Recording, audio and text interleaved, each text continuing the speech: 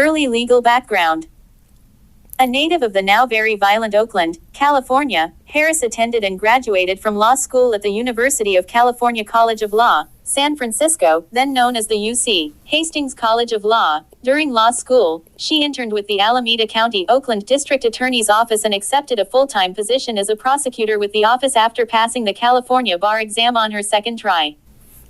Harris spent 8 years in the office from 1990 to 1998 as a deputy district attorney until she moved to become a deputy in the San Francisco District Attorney's Office.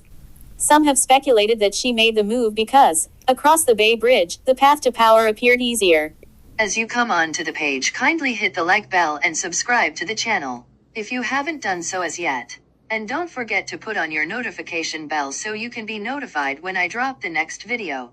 Thank you. The gamble paid off, because in 2002, Harris ran and won the race to become District Attorney of San Francisco. Record as San Francisco District Attorney. Harris' time serving as San Francisco District Attorney was and still is highly controversial.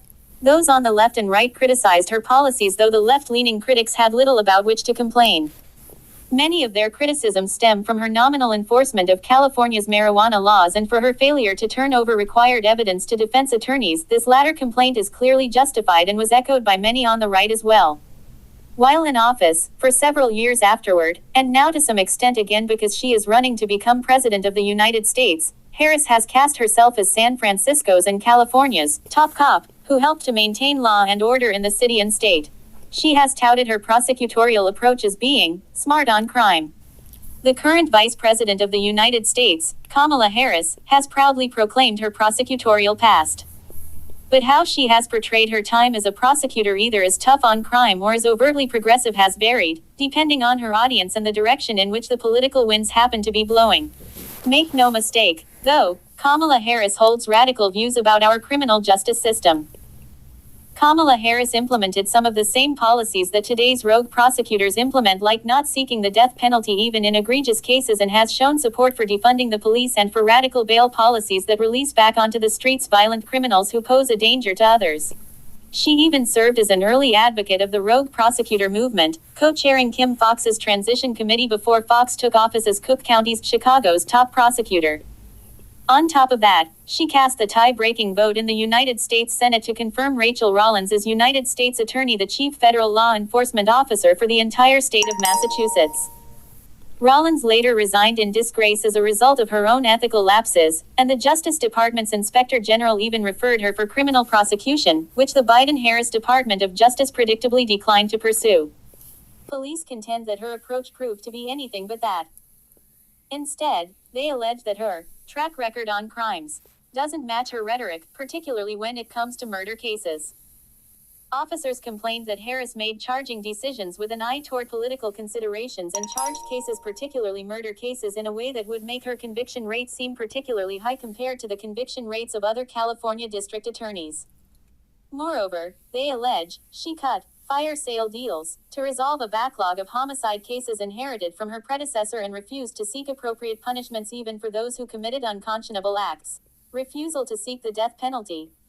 This proved to be particularly true with respect to cases involving the death penalty. Harris campaigned for district attorney on the promise not to seek the death penalty and, while district attorney, stayed true to that promise in several high-profile cases. Her decision not to seek the death penalty in one particular case proved to be so egregious that it even drew the ire of fellow liberal Democrats like then-Senators Dianne Feinstein and Barbara Boxer. When David Hill gunned down San Francisco police officers Isaac Espinoza and Barry Parker right before Easter in 2004, many in the community called for Harris to seek the death penalty. Died and Parker suffered severe injuries.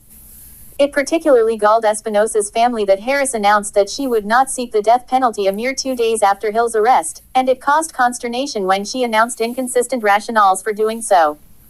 According to reporting, Harris first said she was sticking to a campaign promise never to seek capital punishment when she decided to pursue life in prison without parole for David Hill in the April 2004 shooting.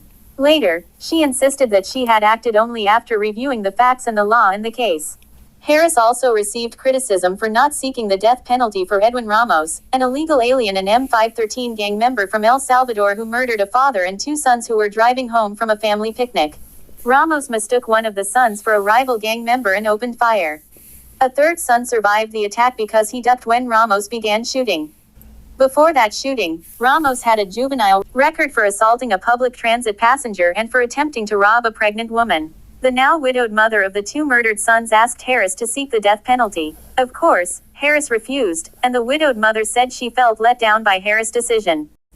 Other victims of crimes also felt let down by Harris' lenient treatment of illegal aliens in San Francisco, especially Amanda Kiefer. In July 2008, while Amanda was walking with friends to a restaurant in San Francisco's Pacific Heights neighborhood, a stranger snatched her purse and hopped into a waiting sport utility vehicle (SUV). What quickly followed was a horrifying series of events. Instead of simply driving off, the driver of the SUV accelerated and tried to run over Amanda. In a panic, she jumped onto the hood of the car, where she could see the driver and the man who stole her purse laughing. Before she could do much, the driver suddenly stopped, throwing her from the hood of the car and causing her to hit her head on the pavement and fracture her skull. That is indeed upsetting, to say the least, but Amanda and other citizens of San Francisco received even more upsetting news when they found out that the purse snatcher and SUV passenger turned out to be an illegal alien named Alexander Izaguirre. As the Los Angeles Times reported, police told Amanda at the time that Izaguirre was an illegal alien who had pleaded guilty 4 months earlier to a drug felony for selling cocaine in San Francisco's seedy Tenderloin area. Selling cocaine in San Francisco's seedy Tenderloin area. But he was not in prison, because Kamala Harris' office had chosen him to be part of a select group to participate in her Back on Track program. Participants in this program would train for jobs, and if they completed the program, their felonies would be expunged from their criminal records. Practically speaking, however, as Izaguirre's participation showed, Harris' office had been allowing Izaguirre and other illegal immigrants to stay out of prison by training them for jobs they could not legally hold. Until the issue came up during her campaign to be California's Attorney General, Harris had never publicly acknowledged that Back on Track included illegal immigrants. Then, in interviews right after reporters raised the issue, Harris and her office offered inconsistent explanations. Even though she eventually conceded that mistakes were made, it is clear that Izaguirre had been selected for the program after 2 arrests within 8 months. An alleged purse snatching preceded his arrest for selling cocaine. And because completion leads to the expunging of a felony conviction, the program has a waiting list of potential entrants, with elections made solely by the district attorney's office. Scandal for Harris' office. It's undisputed that Kamala Harris dropped the ball when she was supposed to ensure that criminal defendants and their defense lawyers had the information that the law required them to have.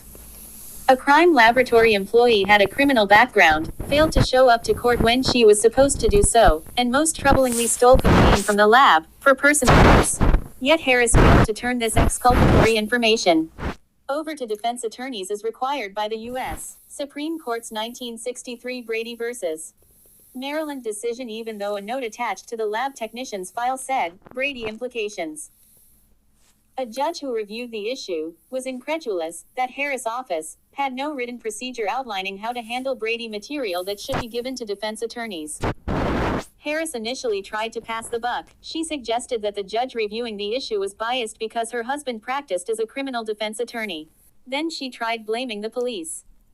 As the judge made clear, however, it's not the police department that has the affirmative obligation. It's the district attorney. That's who the courts look to.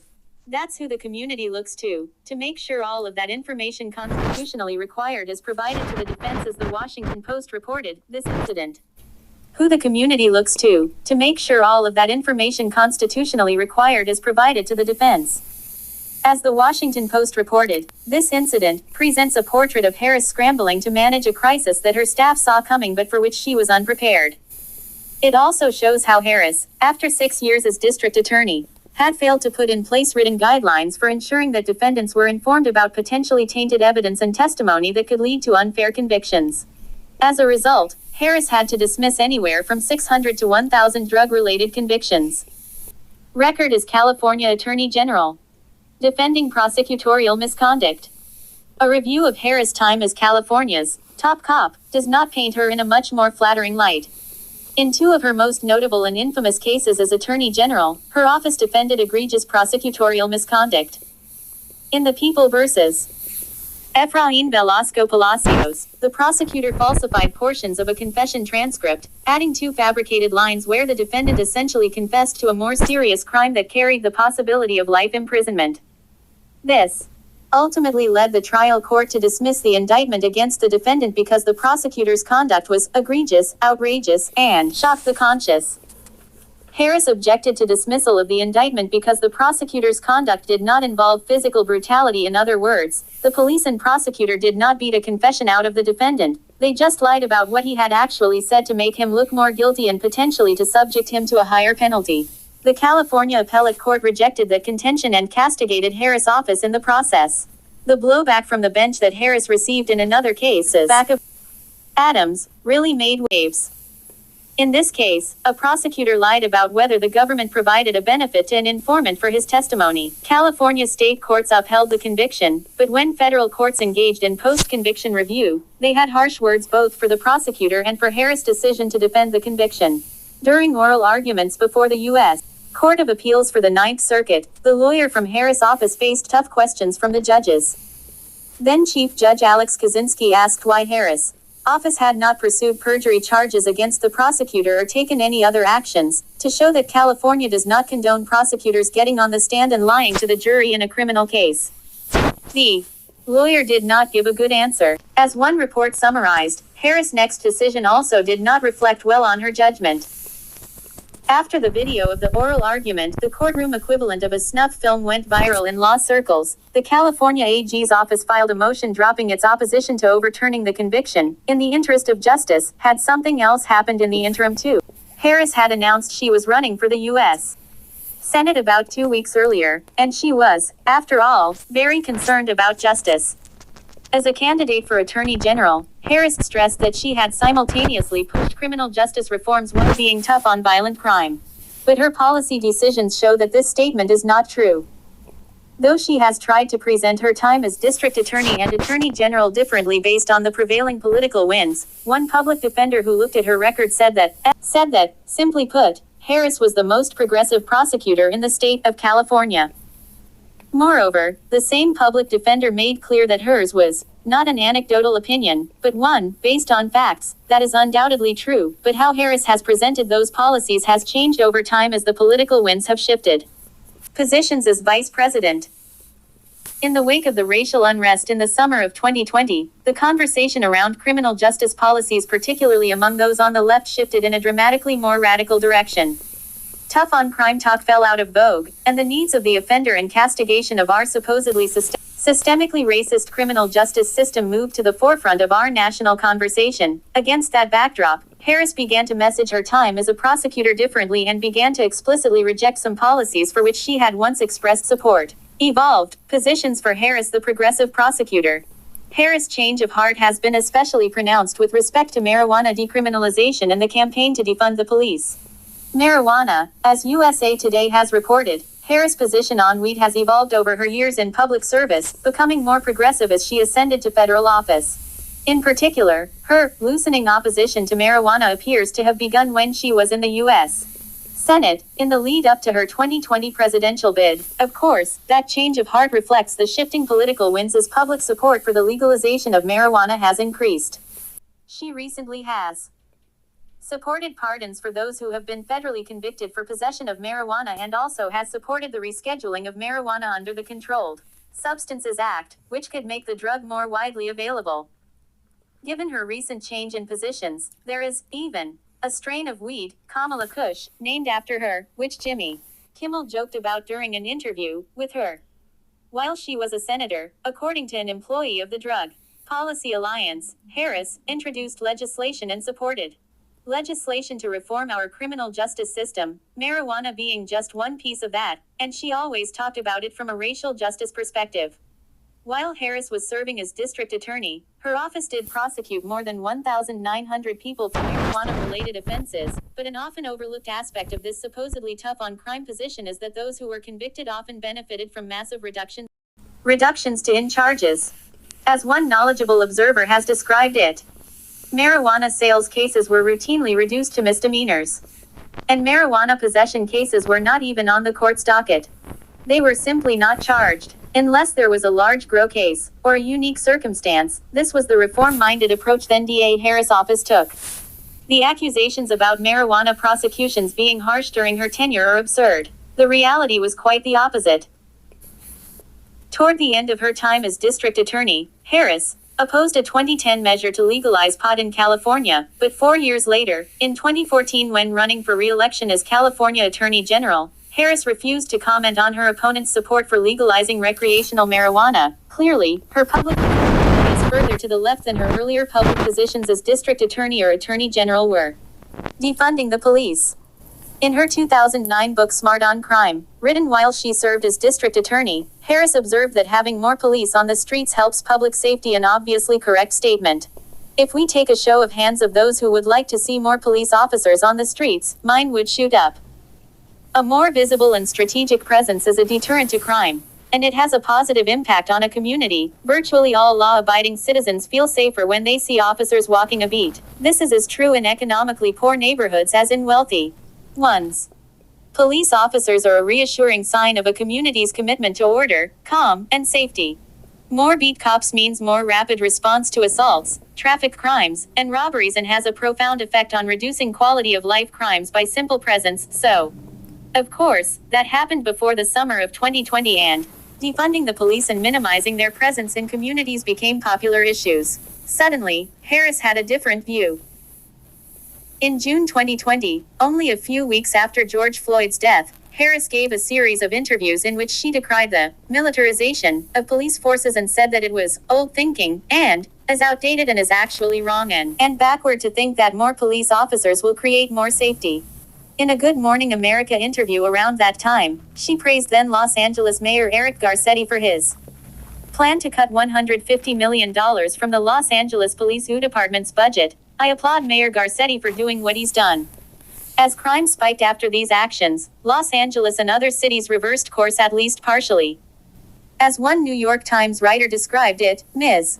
Harris' repositioning could be read as opportunistic flip-flopping or, more charitably, as one person's evolution. Given that her changes in policy and positioning shift with the political winds, it seems likely that the former is the better explanation. Progenitor of progressive prosecution. When Kamala Harris served as San Francisco's district attorney, the progressive prosecutor movement in its current form did not yet exist and would not exist for several more years until around the time Harris was entering her second term as California Attorney General and eyeing a bid for the U.S. Senate. But Harris quickly embraced it.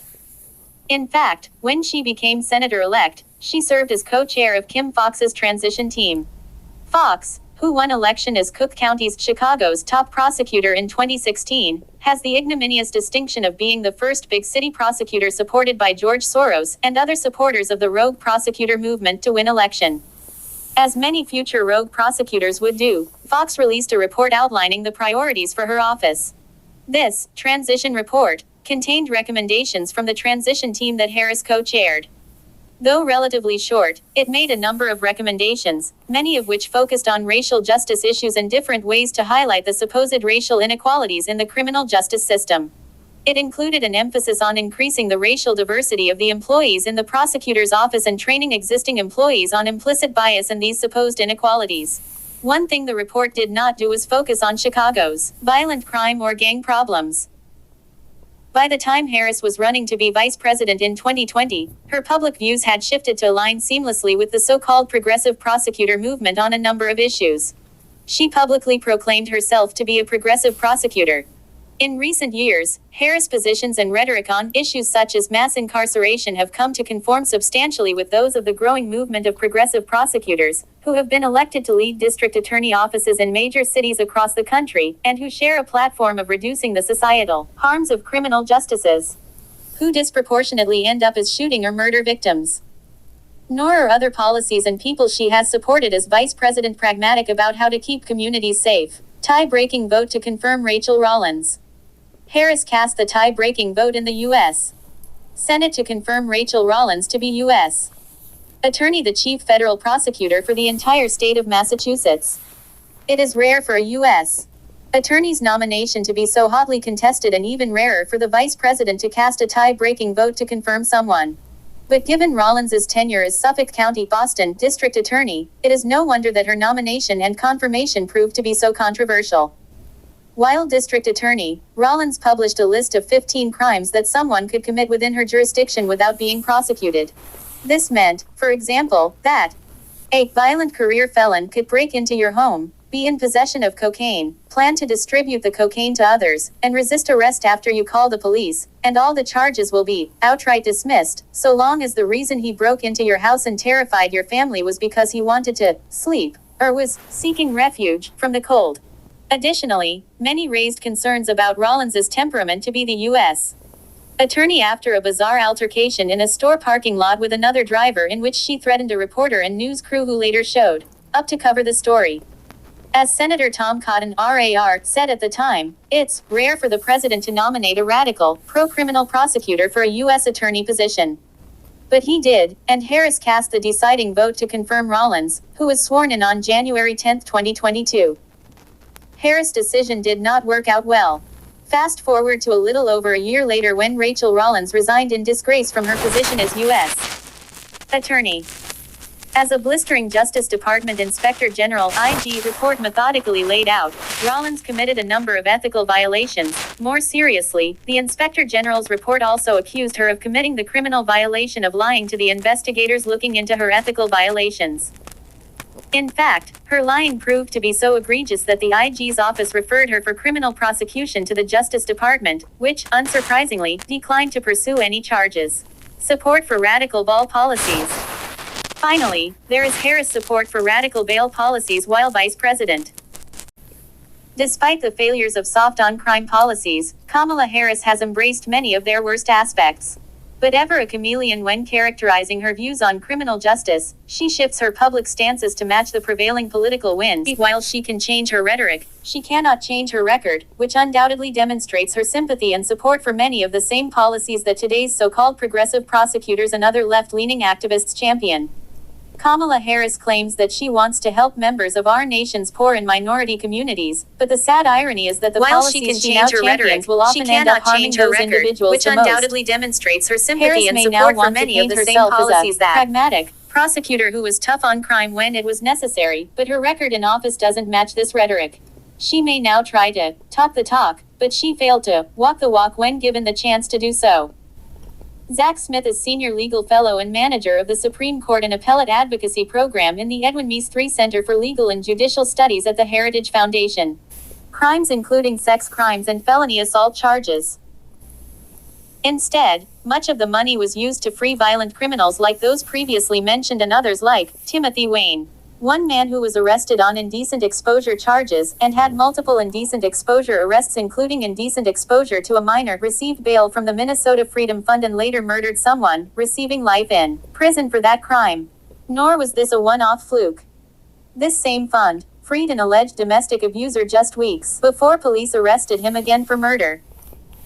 Moreover, as subsequent reports have shown, just a fraction of the bail money was used to release protesters and rioters in the following months. She posted on Twitter, now X, that they should chip in now to the Admin Freedom Fund to help post bail for those protesting on the ground in Minnesota.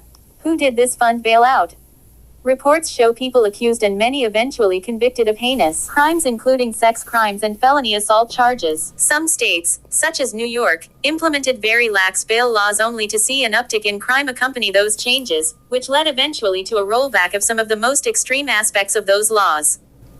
But ever a chameleon when characterizing her views on criminal justice, she shifts her public stances to match the prevailing political winds. Despite the failures of soft-on-crime policies, Kamala Harris has embraced many of their worst aspects. Despite this, Harris has signaled her continuing support for the elimination of cash bail. As you leave the page, don't forget to hit the like bell and subscribe to the channel. Thanks for watching.